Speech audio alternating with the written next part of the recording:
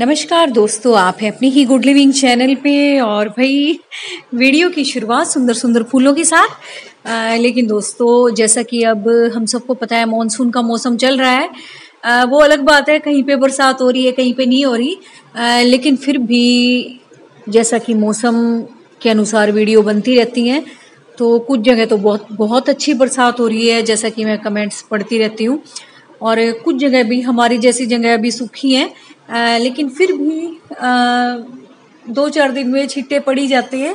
तो जहाँ अच्छी खासी बरसात हो रही है उनके लिए कुछ गार्डनिंग टिप्स हैं जो कि आप मुझसे पूछते भी रहते हो।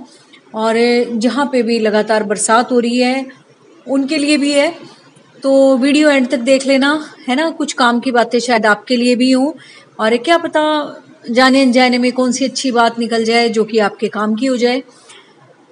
तो दोस्तों, बरसात पौधों को अच्छी तो बहुत लगती है, लेकिन कुछ पौधों के लिए बहुत नुकसानदायक है, जो कि हमारे डेजर्ट वाले प्लांट हो गए या सुकुलेंट्स की वैरायटी होगी। और कुछ पौधों के लिए बहुत अच्छी है।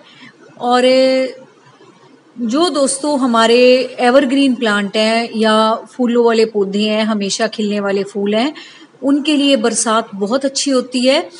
और उसके साथ साथ दोस्तों, हमारे गार्डन में कुछ ऐसे इंसेक्ट्स भी होते हैं जो कि प्लांट्स के लिए कुछ तो बहुत अच्छे होते हैं और कुछ को हम पसंद नहीं करते, और कुछ बड़े नुकसानदायक होते हैं। जैसे कि स्नेल्स हो गए, वैसे कुछ खास नुकसान नहीं करते, लेकिन हमें देखने में अच्छे नहीं लगते, तो हम चाहते हैं कि हमारे गार्डन में ना हो।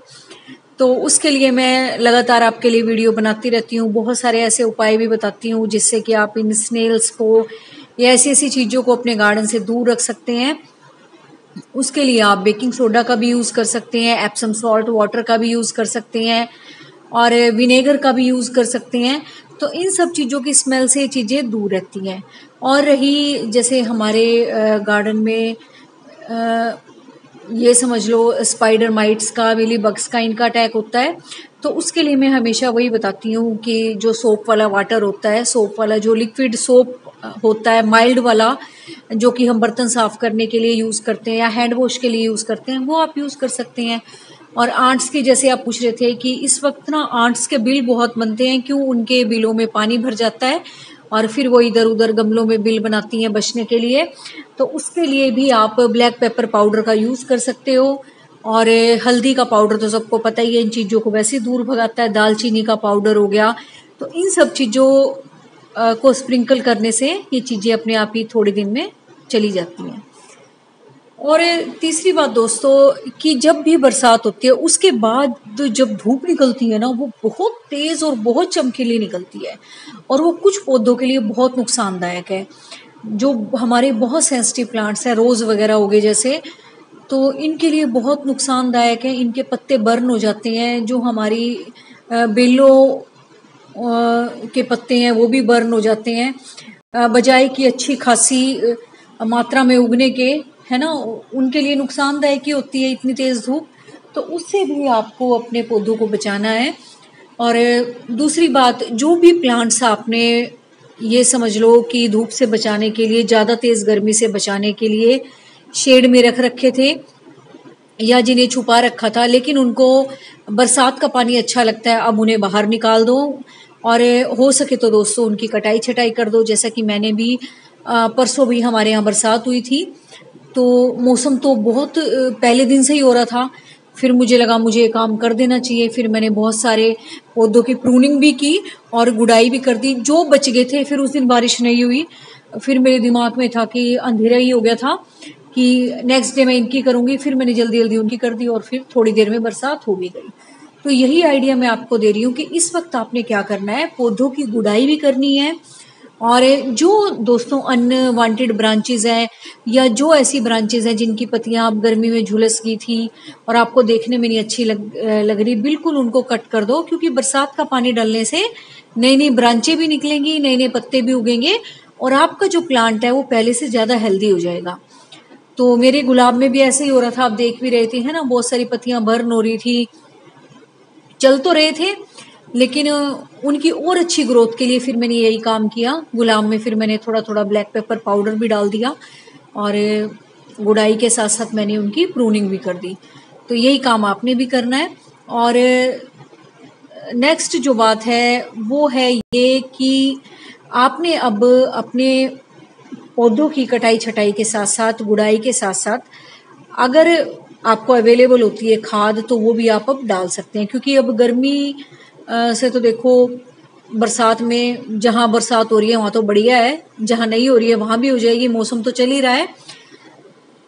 तो अब आप यूज कर सकते हो। गर्मी में तो थोड़ा सा हम डरते हैं, है ना, खाद वगैरह यूज करने से, कि पहले इतनी गर्मी है, ऊपर से खाद की जो तासीर होती है कुछ खाद को छोड़ के वो गर्मी होती है। तो सबसे ज्यादा जरूरी होता है अपने पौधों को बचाना। और अब मौसम ठीक है, अगर आपको खाद अवेलेबल होती है तो आप डाल सकते हो, कैसी भी डाल सकते हो, घर में बनाओ, बाहर से लेके आओ, जैसे मर्जी। तो ये भी आप काम करना। और सबसे बड़ी बात दोस्तों, जो बरसात का टाइम होता है ना, वो हमारी कटिंग्स लगाने के लिए सबसे बढ़िया होता है।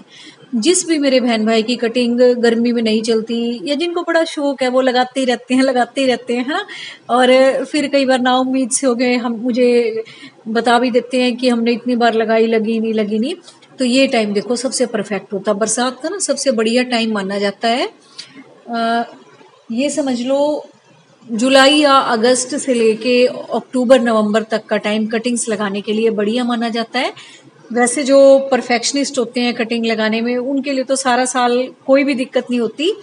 लेकिन हाँ, जो नए नए बिगिनर हैं, जिनका भी हाथ साफ नहीं हुआ है, तो वो बरसात में जरूर ट्राई किया करें, जरूर आपकी कटिंग सक्सेसफुल होंगी।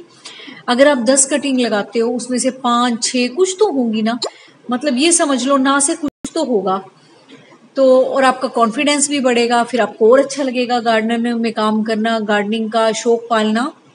और फिर दूसरा, जब भी आप दोस्तों कहीं जाओगे, इधर उधर जाओगे, आपको कोई प्लांट अच्छा लग रहा है, आपको कोई ट्री अच्छा लग रहा है, फिर आपके अंदर एक उम्मीद जागेगी कि हाँ मैं इसको उगा सकता हूँ, आप उसकी एक ब्रांच से भी उसको उगाने की कोशिश करोगे। और शुरुआत में ऐसा ही होता है, जब गार्डनिंग का शौक होता है, हमें हमेशा यही तलाश रहती है कि कौन सा नया प्लांट हमें मिले, उसकी कटिंग हम उगा लें, तो वो भी जो कॉन्फिडेंस है आपका बढ़ जाएगा। और ये टाइम दोस्तों बिल्कुल परफेक्ट चल रहा है। जैसे आप पूछ रहे थे गार्डनिंग का काम करने का भी, मतलब नए नए काम करने का क्या क्या काम होते हैं, देखो यही तो काम होते हैं, है ना, प्रूनिंग करना, गुड़ाई करना, खाद डालना, और अगर हमें कोई इंसेक्ट वगैरह नजर आते हैं तो उनसे अपने पौधों का बचाव करना, नई नई कटिंग लगाना जहां भी आपको मिलती है। आज अब तो देखो चारों तरफ इतनी सुंदर सुंदर कटिंग आपको दिखाई देंगी, है ना। और कहीं से आपको लानी भी नहीं है तो भी अपने आप गार्डन के प्लांट्स को मल्टीप्लाई कर सकते हो। जो प्लांट आपको अच्छा लगता है, जैसे कनेर, आपको कोई शेड इसकी अच्छी लगती है ना, उसको मल्टीप्लाई कर सकते हो। प्रूनिंग प्रूनिंग भी हो जाएगी, साथ साथ आपके पास उस प्लांट के भी और सारे प्लांट हो जाएंगे, यही समझ लो। तो बस यही काम करो आप, यही गार्डनिंग के टिप्स हैं दोस्तों, यही काम आपने करना है। और इन्हीं कामों को करने में एक गार्डनर को बहुत मजा आता है। और हम सब गार्डनर हैं दोस्तों, क्योंकि हम नेचर के साथ जुड़े हुए हैं, और इसके साथ तो हमें जुड़ना ही जुड़ना पड़ेगा। और हम नेचर से ही बने हैं, चाहे आप चाहो चाहे ना चाहो। तो ये शौक जरूर पालो, बड़ा अच्छा रिफ्रेशिंग सा शौक है ये, बड़ा मजा आएगा आपको ये करके। और बरसात का टाइम चल रहा है, जिसको नहीं भी है ना, वो भी अपना ये शौक पालो। तो बस दोस्तों, थैंक यू वेरी मच। उम्मीद है आज का वीडियो आपको अच्छा लगा होगा।